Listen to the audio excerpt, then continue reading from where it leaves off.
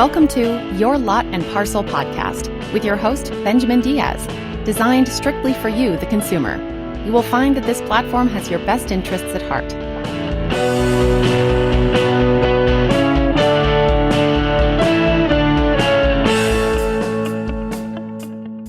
Of course, as parents, we want the best for our children, and we want them to excel in every aspect in life. You will find that the points that we discuss on the subject private homeschooling is incontrovertible.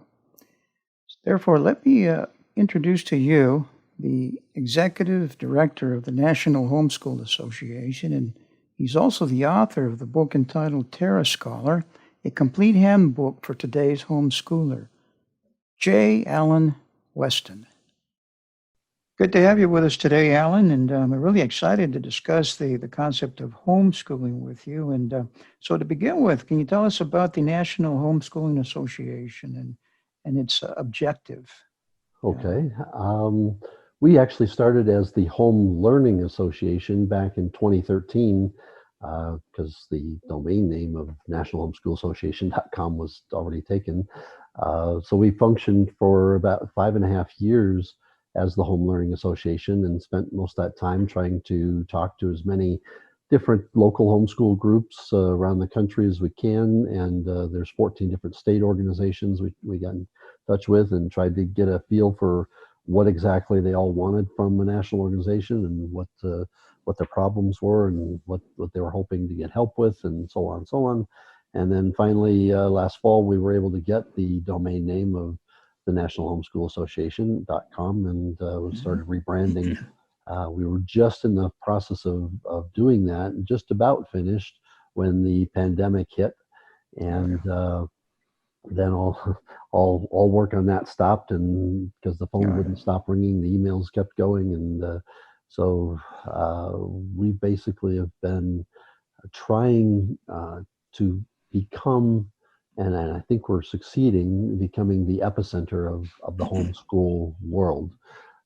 There is one other national organization. It's the Homeschool Legal Defense Association, which is a great organization, especially if you have any sort of a legal problem with school districts or social services or anything like that. But they're just not positioned to become the end-all, be-all, go-to place for homeschooling, which is what we're positioning ourselves to be.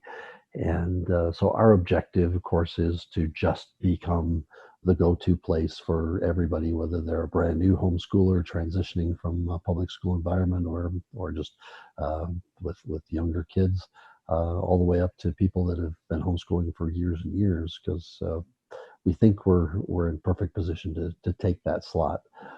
Yes. Very good. I reviewed your website, and it's my goodness, you have an eclectic menu of all kinds of services there. I said, my goodness, so that's great. There's a lot of resources there, a lot of support. So for the sake of our listenership, give us an idea of what the state of Colorado, which of course is where you reside. Well, give us an example as to what the law and procedures are required there to establish a homeschool arrangement. I'll admit that the laws are not my forte per se. Sure. That I leave that to the Homeschool Legal Defense Association because they do it really, really well. And yes. Anybody from any state that wants to know what their rules and regulations are, if they just go to hslda.org and say, choose my state, it'll tell you exactly what you want to know. But as far as Colorado goes, we're one of the easier states, comparatively speaking.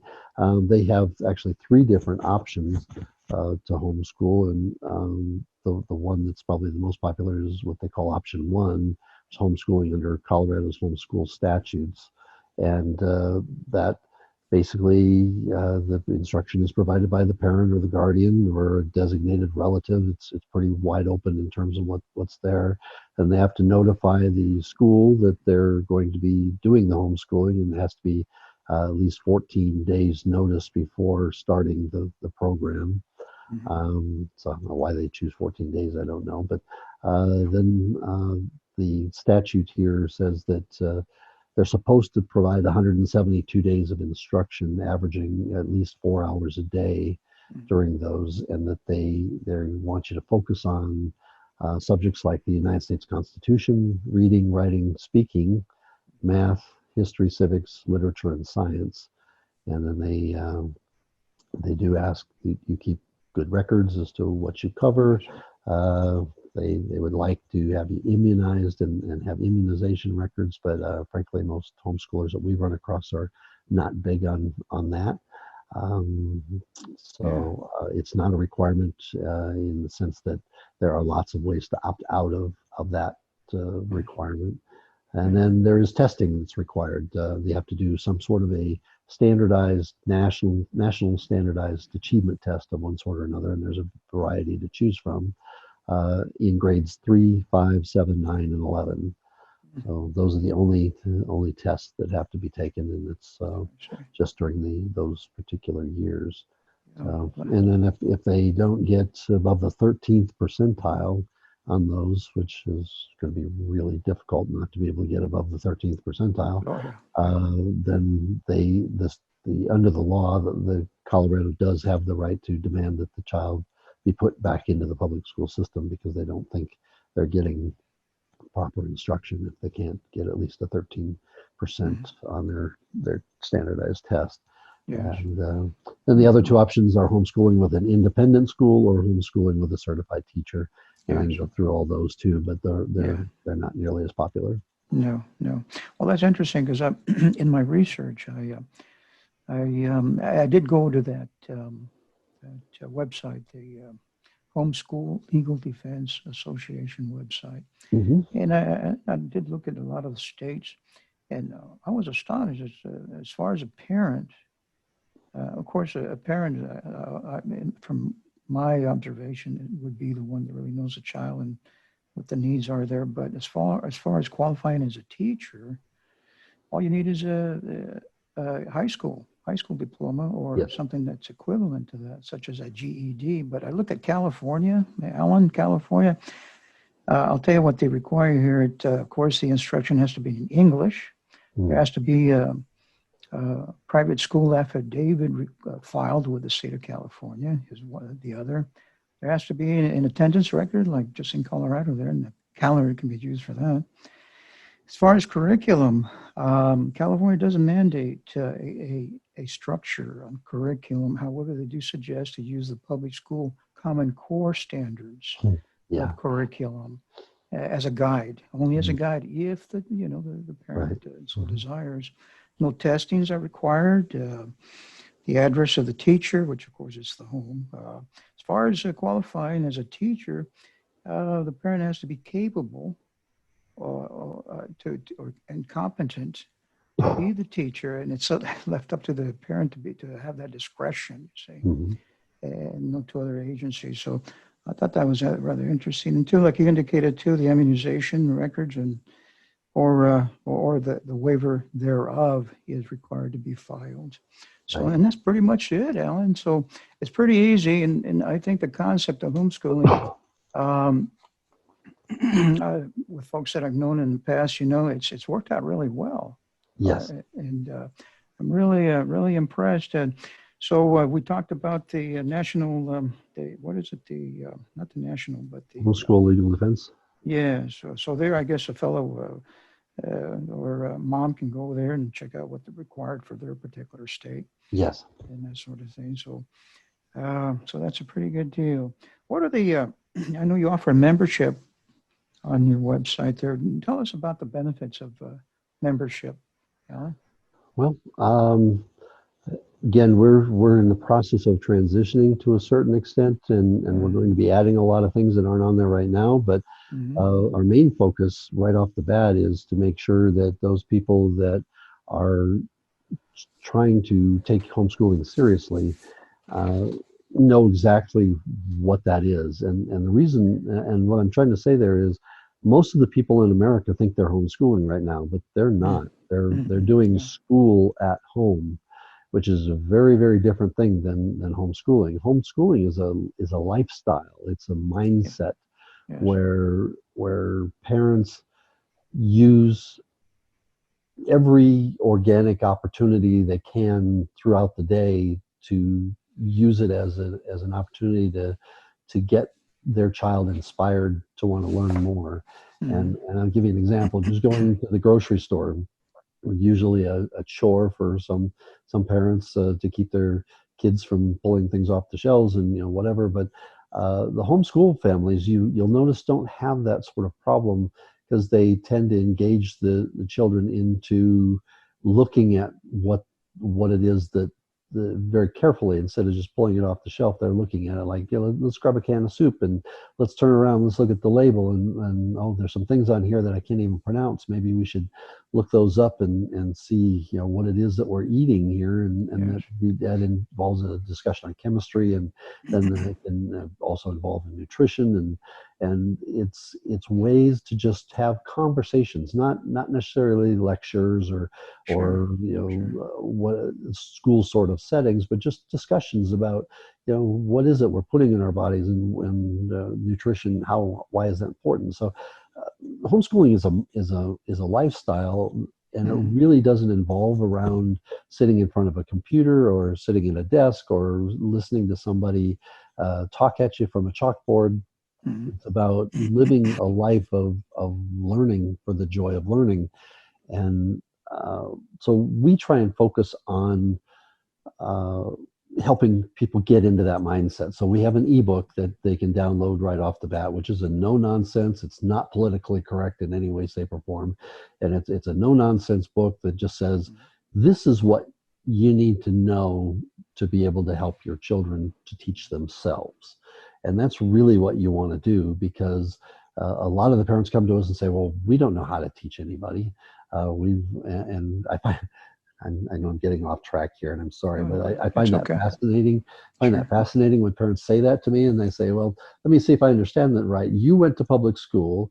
Now you feel like you're not smart enough to be able to teach your kids, so you want to send them back to the same public school that didn't teach you anything." And explain that, how that works to me. But anyway, they. See, where was I going with that? Oh, the book is basically to help get them into an understanding that homeschooling is just really a lifestyle more than it is any specific sort of curriculum. Yeah. Then we also have a 10.5 hour video course. We call it the homeschool teacher course, but we're going to rename that as a Yeah. master class because I think it's more Yeah. palatable these days. But it basically tells you everything you ever wanted to know about homeschooling and what's Mm. important. And what parents don't understand is that it doesn't take 6 hours a day to teach your children in a homeschool environment. It at best takes an hour or two Yes. if you really want to sit down and focus on specific learning Mm. materials as opposed to what you do throughout the day. Yes. And a lot of parents are saying, well, I work full time. I don't have time to homeschool my kids. This is impossible. And of course, we help for those people in particular, we help them set up what we call pods. And some of the newspapers lately have gone Hmm. off on tangents and called pods everything from groups of parents that hire tutors and teachers. And there's one story I saw that says, oh, pods are for the rich because they spend this particular pod spending $75,000 this year to hire teachers and tutors and stuff. And Yeah. that's great if that's what we want to do. Yeah. But the pods that we designed 2.5 years ago, long before the pandemic hit, we used PODS, stands for Parent Organized Discovery Sites, and it's really nothing more than a group of families in an area that take turns hosting each other's kids. So Hmm. you got parents that all work full time. John's got Mondays off, so all the kids in the group go to John's house on Monday, and they play games together, hopefully educational games, and Monopoly is fine. Sure. They can learn money. Sure. Maybe on Tuesdays they go to Sally's house and maybe she'll bake cookies with them and just happen to mention that she needs a half a cup of this and a quarter teaspoon of that. And so now Hmm. they can learn fractions and then they rotate through the week to each different house, and they get to work and play with all sorts of different age kids instead of kids that are only their age. They get to sit in front of computers if that's what they want to do, and even collaborate on making decisions on course material that might be coming across on the screen, or they can play, they can socialize, they can read, they can do their own projects. And then at night, instead of spending an hour doing homework that most kids don't want to do anyway, they sit with their own parent and they talk with the parent about what they did that day, what got them excited, what they're interested in, what possibly they Sure. can work on the next day at the next house that they go to.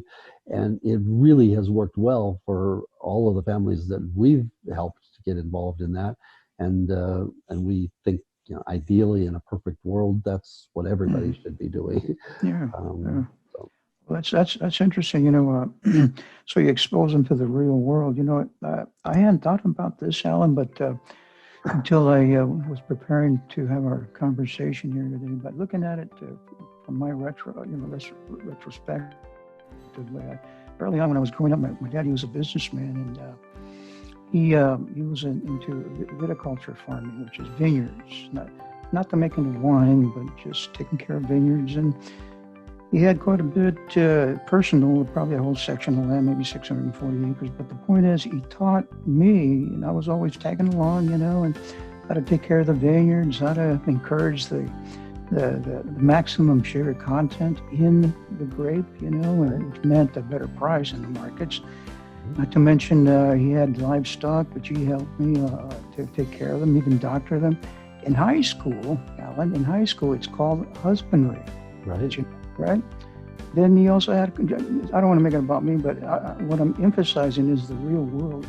It becomes more indelible, and I think it did have an influence on my adult life. He also had a couple of stores. He had, as a little guy, he had me work behind the counter. So I dealt with customers, with money, consumption of goods.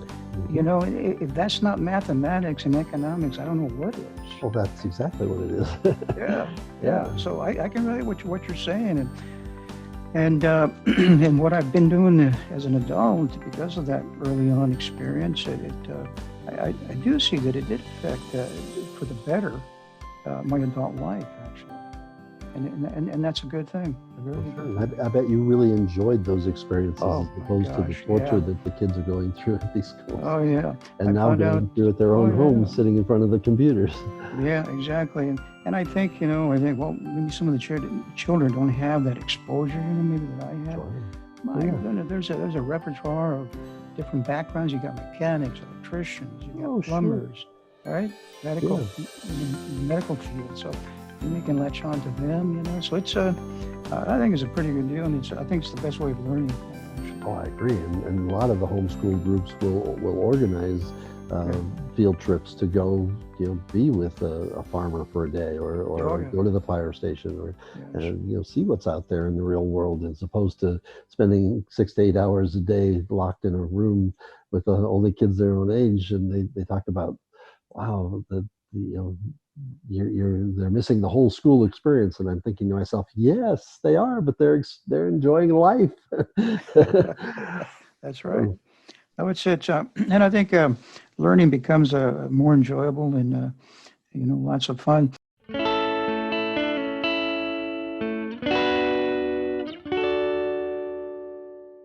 We're visiting with J. Allen Weston, the Executive Director of the National Homeschool Association, and incidentally, the author of the book entitled Terra Scholar, and he's helping us to see the benefits of private homeschooling. I had a question as far as homeschooling. Would you expound on the topic of diplomas and graduation and what the general consensus are by colleges and universities with a homeschool diploma? I'd love to. Actually, one of the first things that I find fascinating is that the parents call up and whenever they're asking me about curriculum material or about coursework, they say, "Is it accredited?" And I say, why do you want to know that? And they say, well, we got to have accredited stuff in order to be able to get into college. And I said, do you realize that most high schools across the country are not accredited? They just are aghast at the idea that their own school isn't accredited, but most of them aren't. And so it's kind of an interesting paradigm shift for them, I guess, in that sense. But to answer your question, the legal Homeschool Legal Defense Association again Absolutely. gives a lot of information about Yeah. what it takes to issue a diploma. But by and large, I think without maybe more than one exception or maybe two states, Sure. parents can issue the diplomas for their own children whenever it is that they Mm. feel that they've mastered the material. And uh, the colleges are getting so familiar with the successes of the homeschool students that come there that they're Mm. actually setting aside positions for homeschool applicants because they know that if a homeschool child is actually willing to put themselves in a chair at that college for 2 years or 4 years, they're serious about wanting to be there because uh, there's a lot of other places that they could be, and so almost without exception, homeschool students do phenomenally well in Yes. colleges, and almost all of them graduate that start, which is really different because in the general population, 65%, I believe, is the number of children that go to college that never get a degree, even Mm. though most of them end up with student loan debt of sort of another Oh my. one, Yeah. 2, 3 years Yeah. of college, and then they never finish it. So, um, yes, homeschool or colleges are very open to homeschoolers. They don't care that there's a diploma that's been printed out by the parents. They do tend to like transcripts, which is Mm. kind of an interesting phenomenon because when you've got a child that has spent days cleaning and vacuuming and ironing and learning how to Sure. fill out a checkbook and doing their taxes and things they'll Mm. never learn in school, but things that actually they need to know to be able to live their life. Uh, they can put that down in a transcript as a home economics course or Yeah. any number of other labels that get put on it. So it's a little tricky trying to turn the real life experiences into a transcript that college understands. But Yes. even the colleges are starting to get a grasp now that's kind of silly to be asking for that because these kids are successful by definition because Mm-hmm. if they don't have somebody telling them what they have to do all day long like they do at schools, and these kids are actually able to think for themselves, they're going to be really successful in college, and the colleges know that. So, Absolutely. Well, that's great. Of course, we're talking about college or getting acquiring a degree of some sort from a college or university. However, I understand you have a job fair. There's a job fair hmm. where these Terra scholars are introduced to employers. uh, that is something that we're going to be incorporating into our annual expo, where we're Uh-huh. going to invite the employers and so forth to come. And we also are going to try and encourage a lot of internships and Mm-hmm. corporate training programs because most of the Fortune 500 companies now have corporate training programs where they would prefer to take a child directly out of high school rather Mm-hmm. than get somebody that's gone through 4 years of college, because then they can train them the way they need to be trained so that they know what to do instead of walking out of college 4 years later and have absolutely no idea how to do a job. Yeah. And so there's a lot of those sort of recruiters that come to us saying, how do we get in touch with these kids? And so we're going to be incorporating that. So that is one part of our website that's a little out of date, and one of the things we were planning on updating as soon Yeah. as we got to it. Very good. I I was reading a report that there's a lack of how should you say blue collar workers currently. Sure, labor, They're skilled needing labor. electricians, plumbers, and Yeah. we're talking about occupations that you're making, if not six digits, more than that per Oh year. yeah, these HVAC guys in particular. Yeah, Wow, they're yeah, making lots of money. yeah. And even the ones that run these smog test centers and have mechanic skills, Yeah. they're just making all kinds of money, Oh, and yeah. it's amazing. So, and Absolutely. none of that requires a college degree, No, no, but yet no. you'll be amazed how many of the people that work at Starbucks have college degrees. That's true. You got a point there. And I understand the membership there, what is it, $39 a year Yes, annually? Is that's that's correct. the membership? Okay. Yep, Good. we tried to make it low enough to make it to so everybody could afford it, but high enough so that Yeah, people would give it value. And absolutely. we Yeah. actually learned a valuable lesson. We dropped the price down to $10 during right when the pandemic hit, thinking we're going to Mm-hmm. really be helpful to parents. And we actually saw a decrease for a while in the number of people that were signing up because they figured, well, how good can it be? And only Yeah. $10. Yeah. So it's been a tough thing, but Yeah. it, Oh, yeah. it really works well for us. And Yeah. No, it's. I think it's a good deal.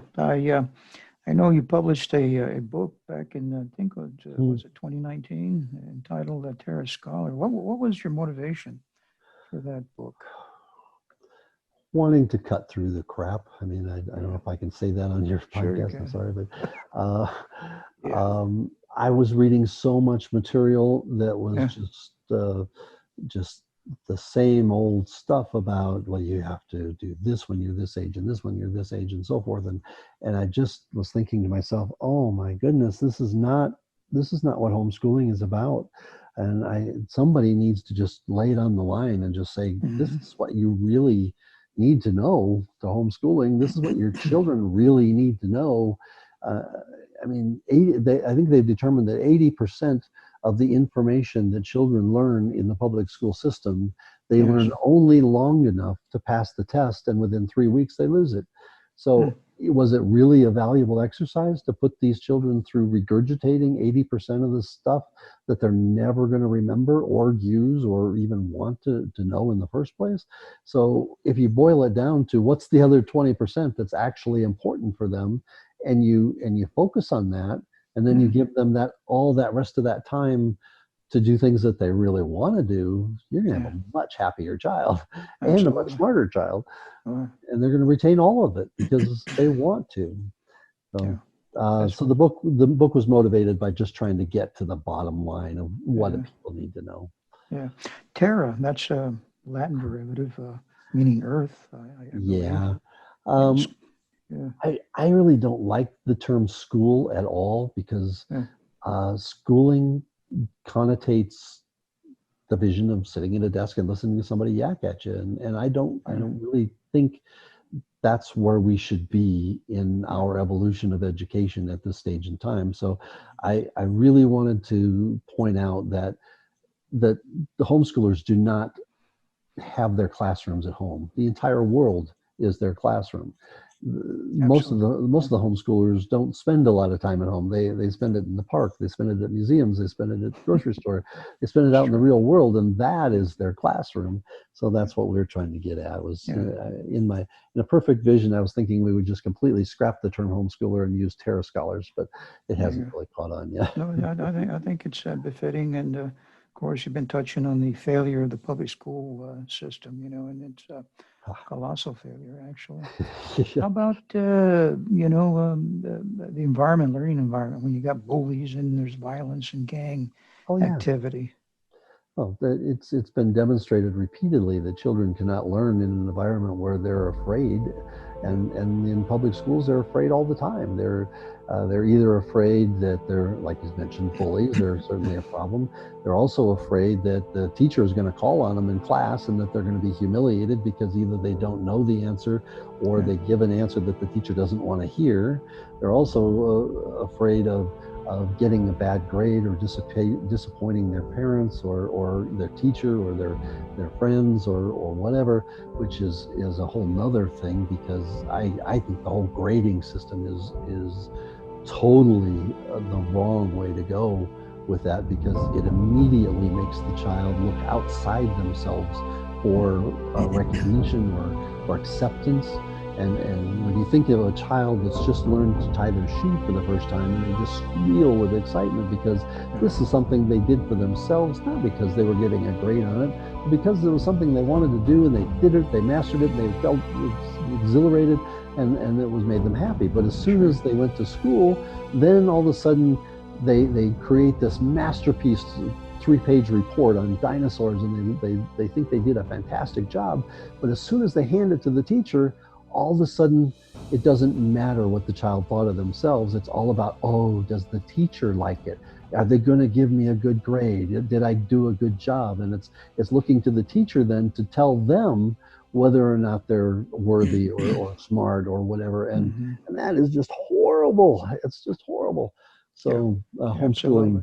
homeschooling can avoid that. And I have to admit, there are some homeschools where they do still grade and they go that route, and it's unfortunate, but um, they That's, don't have that's to do that, at least in the homeschool. yeah. Well, that's how it is. Again, and thinking about our episode here, in retrospect, I remember being sitting there among 30, 35 students, and I don't think the teacher, I can count maybe in one hand the times she spoke to me during the whole school year. Of course, sure. Yeah. It's ridiculous. Not to mention, if you're in high school, you got 30 to 35 students there with raging hormones. I mean, that doesn't, not conducive to a learning environment, you Yeah, see. of course. And you got a 45-minute class, so at best, Goodness if the gracious, teacher yeah. really wanted to, they could Yeah. get maybe 1 minute apiece. And it's not, that never No, happens. no. So. In your book you published, chapter 13, I was intrigued by this chapter. There says how everything can be learned in 3 years, not 13. Can you touch on Mhm. that?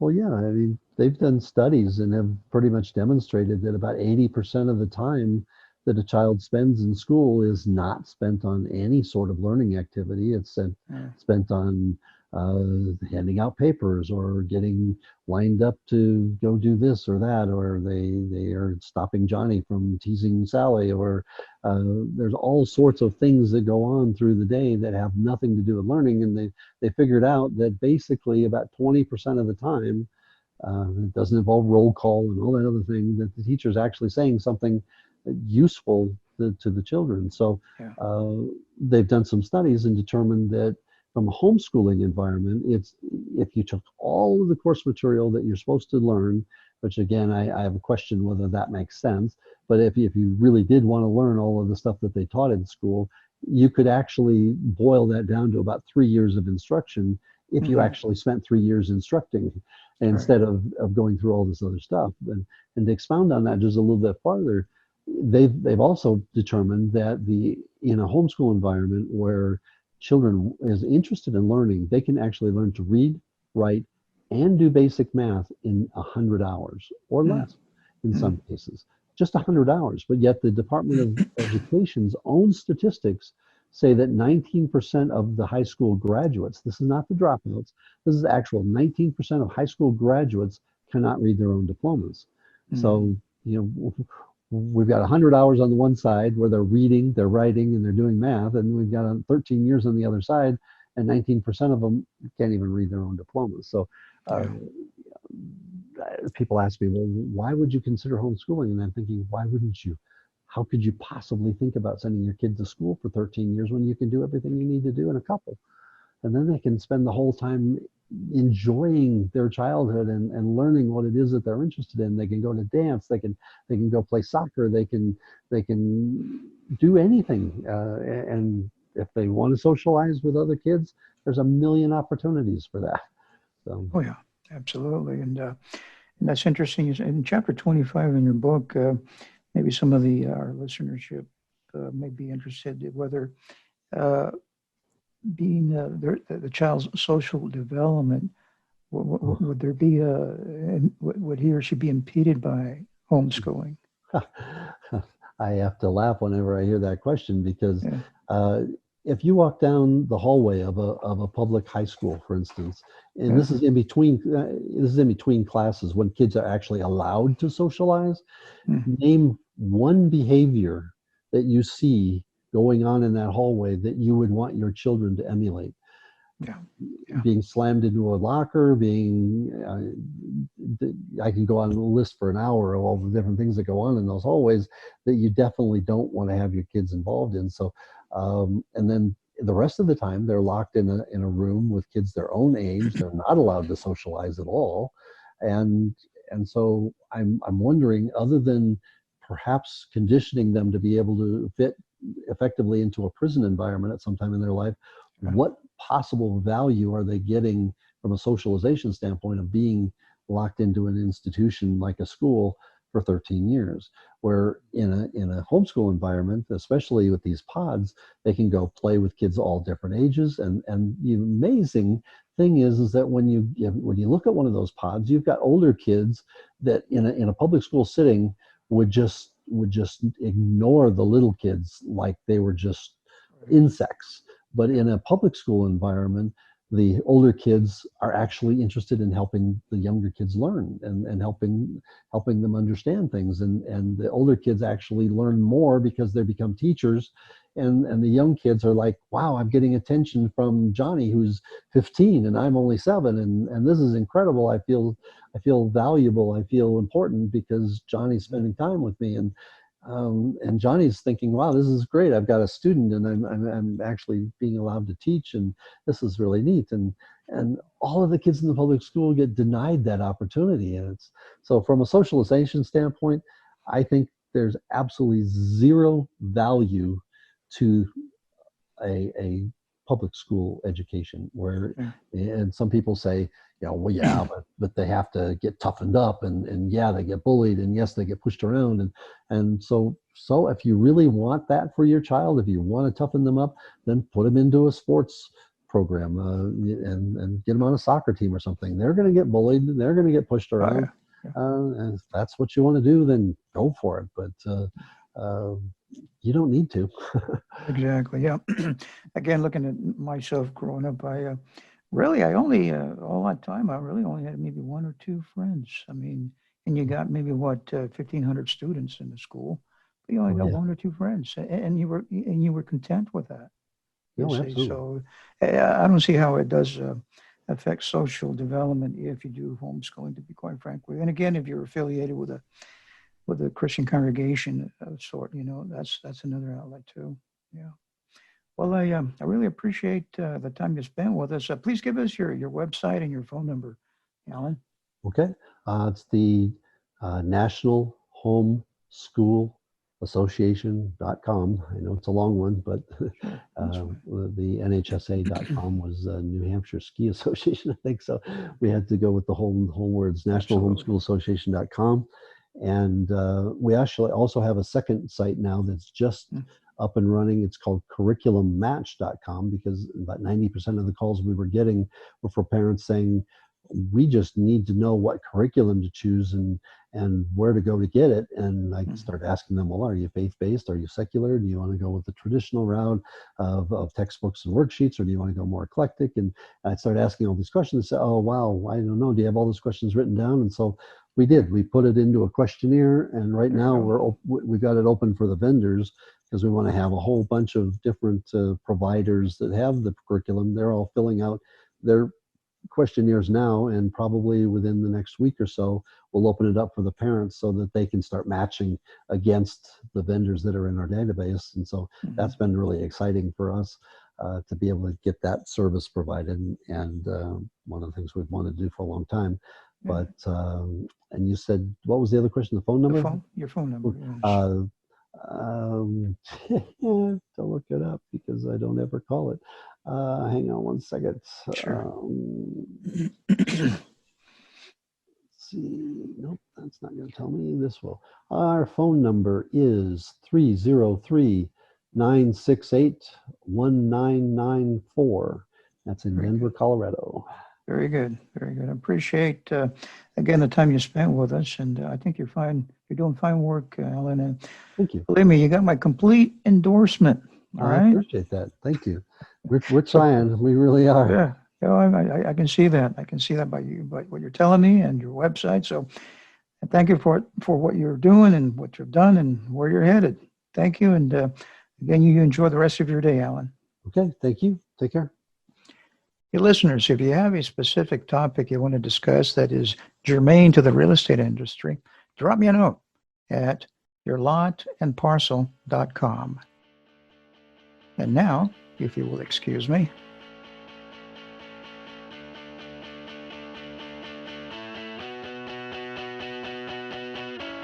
This program has been produced by Isaac Diaz with music by Echo Foxtone. All the opinions expressed in this podcast are opinions only and should not be relied on. For more information, please visit the website yourlotandparcel.com.